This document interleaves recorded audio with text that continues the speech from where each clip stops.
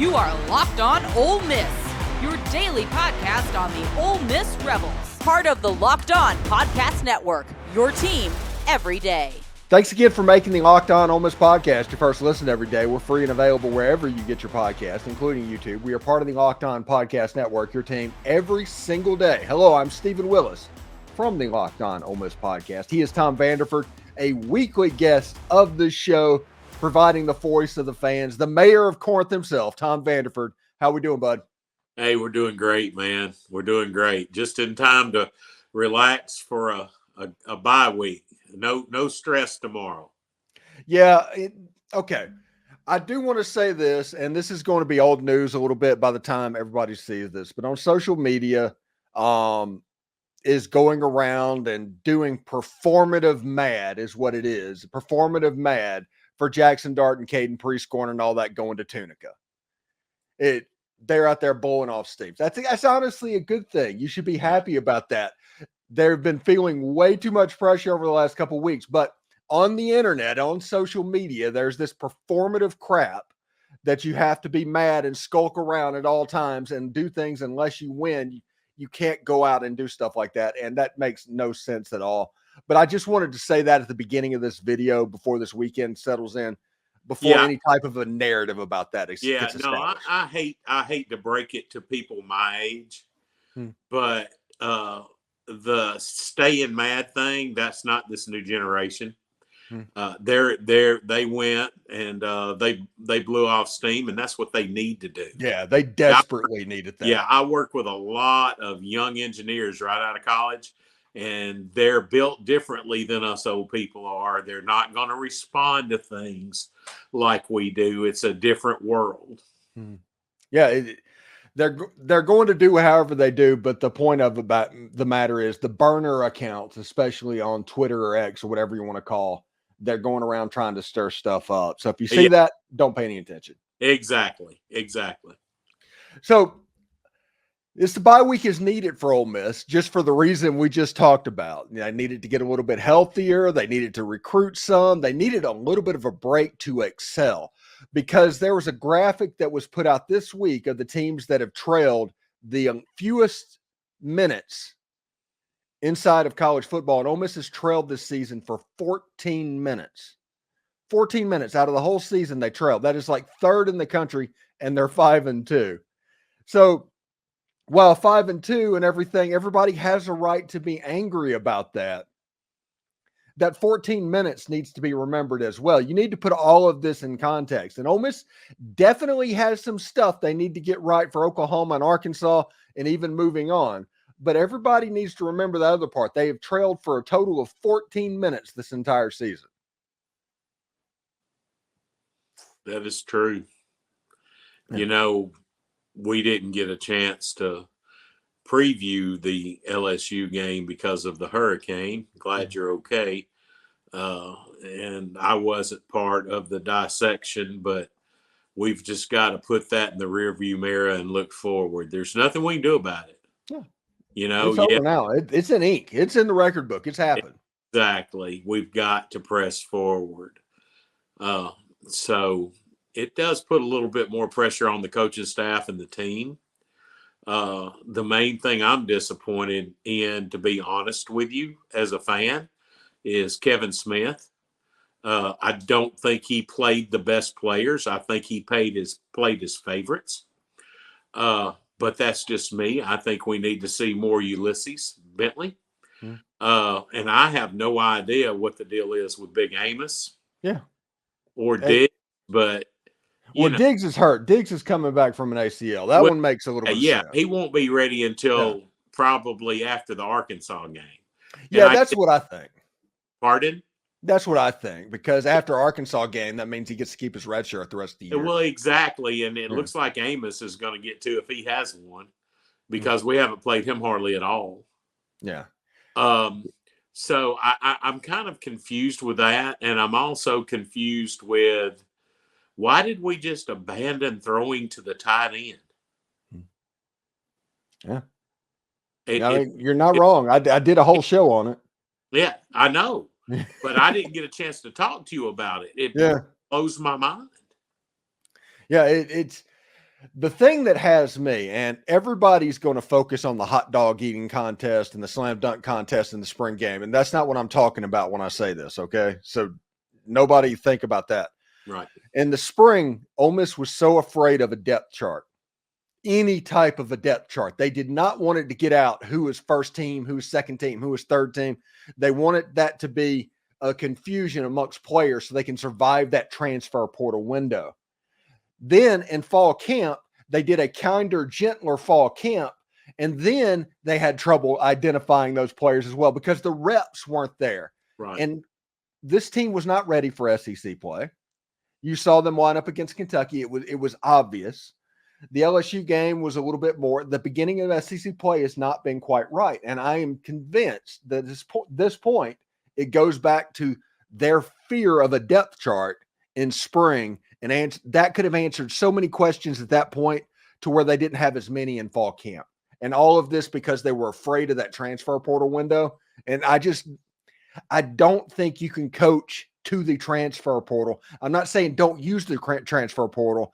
I just don't think that it should control exactly how everything is operated inside of your program 15 days.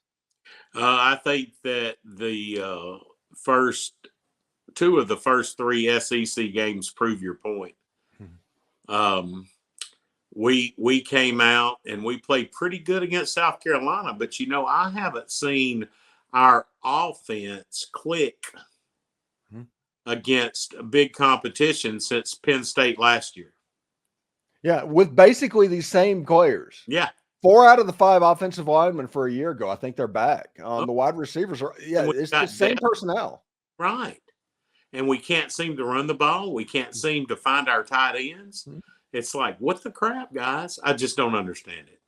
Yeah, I think this weekend or next weekend against Oklahoma is going to look a lot different. I think the game plan is going to be constructed a little bit different. I have a ton of faith in this coaching staff. I really do. I know some people are performatively mad. Some people are just generally mad. But I do have faith in this coaching staff to get right. They are a good staff at what they're doing. I think that at times, though, they get a little arrogant. They read their own press clippings a little bit. Everybody talks about rat poison the players, or coaches can have rat poison too. And eventually that offensive genius wears off on Lane Kiffin and Charlie Weiss, and they get 1970s Oakland Raiders-ish, where they're throwing it 60 yards down the field every other play. And so I think that is what has happened. And once they bear down and get back to the basics and the things that made this team great, having more than 2 running plays would be nice. Stuff like that is going to help this offense out greatly. I think we're going to see a completely different unit against Oklahoma on next Saturday. I sure hope so. Yeah, should be pretty good. Anyway, thanks again for making the Locked On Ole Miss podcast your first listen every day. When we come back, we will move on to that Oklahoma game because it's a game that matches up pretty well for Ole Miss, and it's a game that honestly Ole Miss will probably win by a couple of touchdowns. But we'll talk about that coming up next. HIMSS is changing the men's health care by providing access to affordable sexual health treatments from the comfort of your couch. With doctor-trusted ED treatments like chewable hard mints and generics for Viagra and Cialis at up to 95% less, HIMSS is an option for you. The process is 100% online, so there's no need for those uncomfortable doctor visits. Just answer a few questions on their website, and a licensed medical provider will determine the right treatment. If prescribed, your medication ships directly to you in a discreet package and is completely free. No insurance is needed, and there's only one low price that covers everything from treatments to ongoing care. With hundreds of thousands of subscribers, HIMSS has many men regaining their confidence, and they can help you out too. Start your free online visit today at hims.com/lockedon. That's HIMS.com/lockedon to explore your personalized ED treatment options. Remember, the products mentioned are chewable compounded products that have not been verified by the FDA for safety or effectiveness. Prescriptions require an online consultation with healthcare providers to determine if they're appropriate. Restrictions are applying. Seeing the website for full details and important safety information. Subscription is required for pricing varies based on product and plan. Take control of your performance today and get HIMSS today so you can feel confident when it matters most. Hey, NFL fans, you can start the season off with a big return on FanDuel. It's America's #1 sports book. Ole Miss is a pick'em this week for the bye week. No, I'm just kidding on that one. But of course, next week we'll see exactly how the Rebels stack up against the Oklahoma Sooners on FanDuel. So when you have a hunch in the middle of the game, you can check out the latest stats, view live play-by-play, and so much more on the same page where you place your bets. You'll get started with $200 in bonus bets guaranteed when you place your first $5 bet. That's FanDuel.com. FanDuel.com. All right, Tom, let's turn the page over to the Oklahoma Sooners. And Oklahoma starts a string of 3 of the final 5 games that Ole Miss plays is going to be against true freshman quarterbacks. That's guaranteed. Now, they might be talented, they might be good, but they are still true freshmen. And with Pete Golding, that's problematic. Georgia is Georgia. Everybody knows that. But Georgia could be about to tailspin if they lose to Texas tomorrow night. If they lose that game and get that second loss, there's a chance that they're 8-4 and going to the Duke's Mayo Bowl as the most talented team in the country. So if Ole Miss fans want to wax poetic about how bad this season is going for them, there's a chance it could really go off the rails for Georgia right now. And also, looking at the Oklahoma Sooners, like I said, true freshman quarterback, Arkansas might be the toughest game left on Ole Miss's schedule, and that is simply because of where the game is played and where it sits on the schedule. But this Oklahoma matchup this weekend, this coming weekend after tomorrow, it's a pretty good matchup for the Rebels. Yes, it is. I mean, like you've mentioned, there's a freshman quarterback. He doesn't have a lot of reps. They can be scored on. And our defense is really good at stopping the run. So, and it's at home. So I see a 2-score game for the Rebs. Yeah, I think that one should work out, but that does set up that Arkansas game, right? That has a chance to be really problematic. Right. I mean, I worried about that at the beginning of the year, even when they said Arkansas was horrible and we were unstoppable and blah blah blah. Because anybody that's an Ole Miss fan knows we traditionally don't do very well in Fayetteville. Yeah, I've seen with my own eyes Arkansas score a touchdown when Ole Miss was having a kickoff return. Yep. Yeah, I've seen that happen. And Arkansas and Fayetteville is a very weird thing. And before the season, I said there were 3 trap games that Ole Miss had to look out for. They were LSU, they were Arkansas, and they were Florida. Those were the 3 games, and that's because of where the games are being played and where on the schedule it is hitting. And that Arkansas game hits the week before the Georgia game. And if Ole Miss beats Oklahoma, there's at least going to be some noise about that game. Mm-hmm. That's true.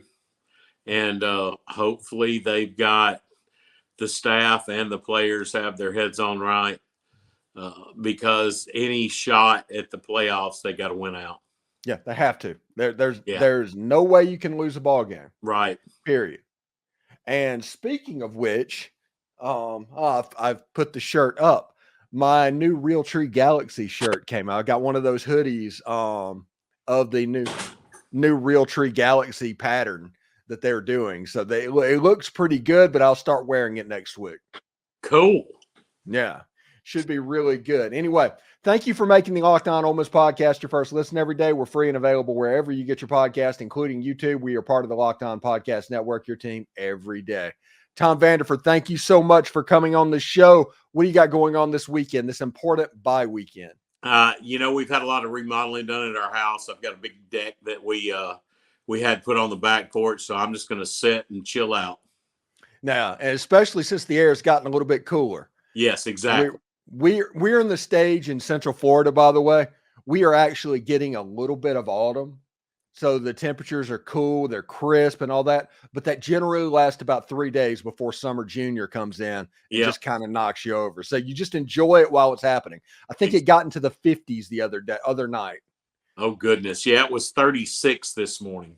Yeah, it was pretty nice waking up chilly. I mean, that's fun. Anyway, but thank you, Tom, so much, and we'll talk to you next week, buddy. Yes, sir. Hotty toddy. Hotty toddy.